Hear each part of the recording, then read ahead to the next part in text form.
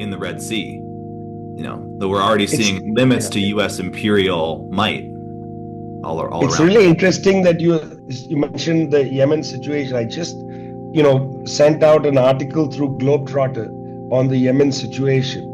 This is really interesting because the Yemeni government, which is run by a political organization, Ansar Allah, the Yemeni government has taken a strong position since the genocidal attacks on Gaza. Very strong position. In fact, not only have they hijacked ships going through the Red Sea, because the gate that is between Djibouti and Yemen is only 14 nautical miles across, and Yemen's territorial waters are 12 nautical miles. It's very difficult for a ship to go through there without going into Yemeni waters. So they seized these tankers. They seized Galaxy Leader in last year. Well, okay.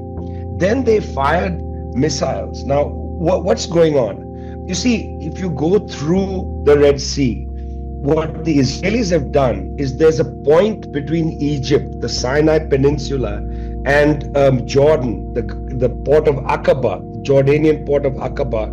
There's a tiny space where Israel has access to the Gulf of Aqaba, and they've built the port of Eliat there. Well, Yemen has been striking the port of Eliat. It's been closed down for the last 8, 9 months. In fact, the private operators of the port have complained to the Israeli parliament, the Knesset, asking for funds because they can't keep the port open. It's been shut down. And that's by rocket attacks from Yemen. Not only Yemen, from Bahrain, from Iraq, from parts of Jordan as well.